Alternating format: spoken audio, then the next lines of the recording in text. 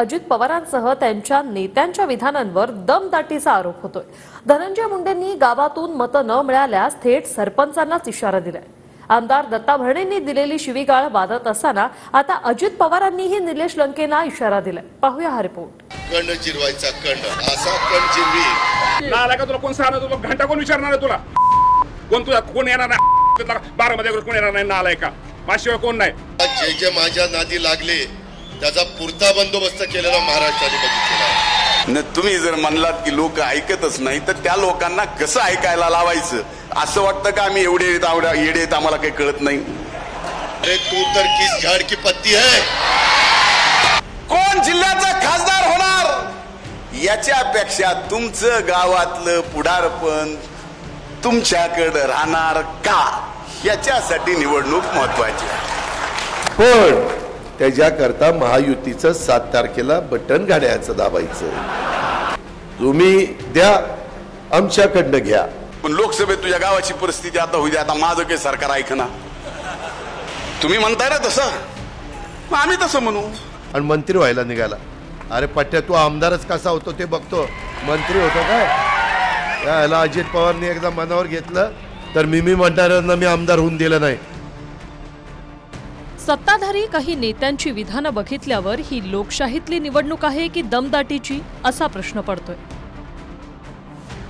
पाणी पाहिजे असेल तर मत द्या, प्रकल्प पाहिजे असेल तर मत द्या, आणि जर नाही दिलं तर बघून घेण्याचे इशारे दिले जात आहेत। लोकशाहीत नेता सेवक आणि जनता राजा आहे, मात्र यंदा अनेक सेवकच दम आणि जरतरची भाषा करतायत। या मालिकेत सर्वाधिक आघाडीवर आहेत अजित पवार।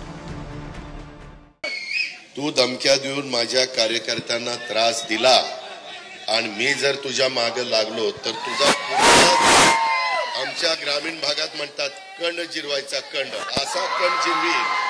महाराष्ट्रात जे जे माझ्या नादी लागले त्याचा पुरता बंदोबस्त केलेला महाराष्ट्राने बघितलेला आहे। अरे तू तर किस झाड की पत्ती है। तू काय समजतो स्वतःला? आम्हाला आता पाणी आणल्याशिवाय गत्यंतर नाही आणि तुमच्या समोर बोलतोय त्याच्याकडे अर्थ खाते म्हणजे पैशाची जोड त्याला लागली की कामच झालं। पण त्याच्याकरता महायुतीचं 7 तारखेला बटन घड्याळाचं दाबायचं। आम्ही काही साधू संत नाही। तुम्ही द्या आमच्याकडनं घ्या।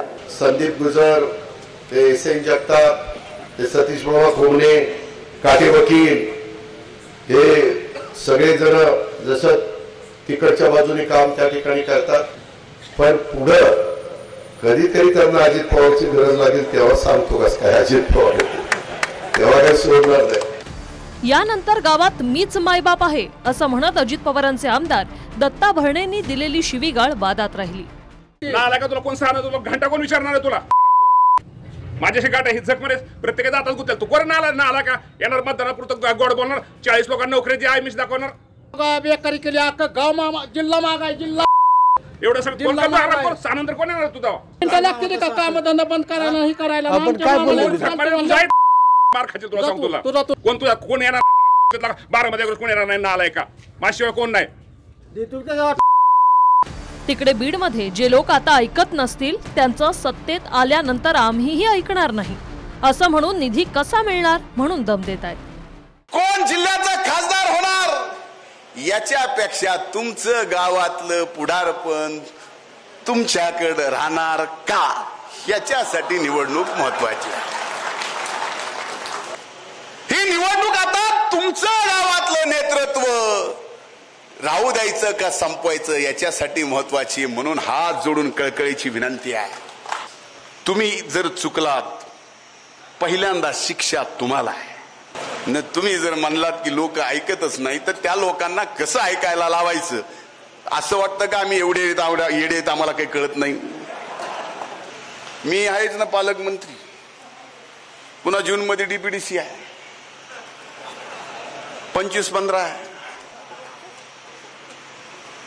सामाजिक न्यायाचा निधी आहे। आताच म्हणले पाझर तलाव साठवण मध्ये कन्वर्ट करायचे, ते कन्वर्ट करायचं आहे, मग ते कसं होईल? कुठल्याही सरपंचाला विचारा, सरपंच म्हणताय लोक ऐकणार।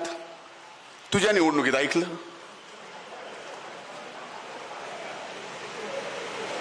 आता उद्या सरपंच गावातलं काम घेऊन आला, ह्या निवडणुकीत त्या गावात जरी बिघाडी झाली तर काका काय म्हणतील त्याला? तू आलास खरंय, पण लोकसभेत तुझ्या गावाची परिस्थिती आता होईल, आता माझं काही सरकार ऐकना. तुम्ही म्हणताय ना तसं, आम्ही तसं म्हणू. पाडापाडीच्या विधानावरून काही दिवसांपूर्वी ज्या शिवतारे अजित पवारांमध्ये बिनसलं होतं. अरे विजय शिवतारे, तुझं बोलणं किती, तुझा आवाका किती, तू बोलतोय कुणाबरोबर, तुला यंदा दाखवतो तू कसा आमदार होतो ते बघतो. अख्ख्या महाराष्ट्राला माहितीये, मी जर एखाद्याला ठरवलं आमदार नाही करायचं तर कोणाच्या बापाला ऐकत नाही. ते बोलले होते ना, माझा आवाका काढला होता, तुझी लायकी किती, तुझा आवाका किती, तुझं काय कुठे, तू बोलतोस कुणाबरोबर, एवढी घमंड होती ना. मग आता एवढं तरफडतोय कशासाठी? काय तुला बघतोच हे बोललं, माझा आवाका किती, त्याला आवाका माहित पडेल ना. आता मी सगळीकडे सीटा उभा करेल आणि काय करेल, ह्या धमक्या का देतोय अजित पवार? ते मी छोटा माणूस आहे, एवढा घाबरतो कशाला? तेच विधान आता अजित पवारांनी शिरूरच्या शरद पवार गटाचे आमदार अशोक पवारांसाठी वापरलंय. मला घरी आल्या आल्या आमदारांनी सांगितलं असं असं अशोक म्हणत होता, आणि नंतर तो तिकडे गेला, त्याला दाखवले गाजर, त्याला साहेबांनी सांगितलं पुढच्या वेळेस तूच मंत्री. आता पुढच्या वेळेस मंत्री होण्याकरता त्यांनी कारखान्याची वाट लावली, बाकीच्या सगळ्यांची वाट लावली आणि मंत्री व्हायला निघाला. अरे पट्ट्या, तू आमदारच कसा होतो ते बघतो, मंत्री होतो काय? याला अजित पवारनी एकदा मनावर घेतलं तर मी म्हणणाऱ्यांना मी आमदार होऊन दिलं नाही. आता मी पण चॅलेंज देतो, तो आमदारच कसा होतो त्याही पद्धतीने बघतो. मी पण लोकांना सांगेन की ह्याची खरी अवकात काय आणि आम्ही काय कामं केली. निवडून आणायचं किंवा पाडायचं ही जनता ठरवते. अशा वल्गना करणंच चुकीचं आहे. आणि मग माझ्यासारखा कार्यकर्ता आज शरदचंद्र पवार साहेबांच्यावर निश्चिम प्रेम करणार आहे. हे माझ्या कॉलेज जीवनापासून खूप वर्ष झाली त्याला. त्यामुळे मी साहेबांच्याबरोबर राहिलो. कदाचित त्याच्यामुळं अशा पद्धतीचं वक्तव्य दादांच्याकडनं होत असं. यानंतर नगरमध्ये निलेश लंकेंनी पोलिसांना इशारा दिल्यावरूनही अजित पवारांनी लंकेंना उत्तर दिले. मात्र नितेश राणेंनी पोलिसांना दिलेल्या इशाऱ्यावरची प्रतिक्रिया आणि लंकेंच्या इशाऱ्यावरच्या प्रतिक्रियेतला फरकही मोठा आहे. नोक लागल्यापासून किती पोलीस प्रशासनाने आम्हाला त्रास दिलाय, या आमच्याकडे सगळी नोंद आहे.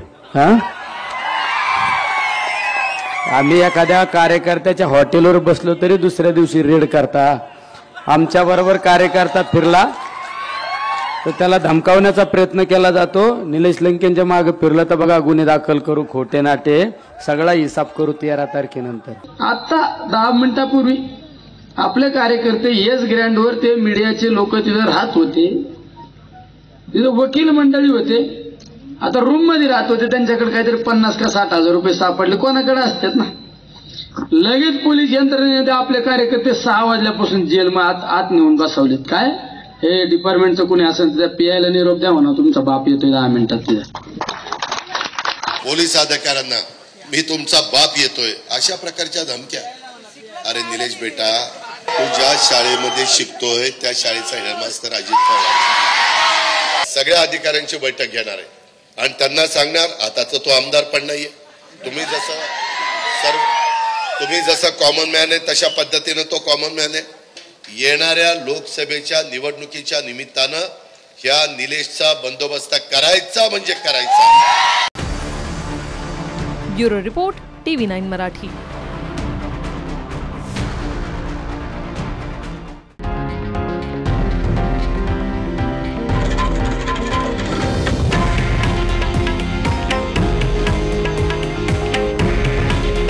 हे आहे देशातील नंबर 1 न्यूज नेटवर्क आणि आपण पाहत आहात TV9 मराठी.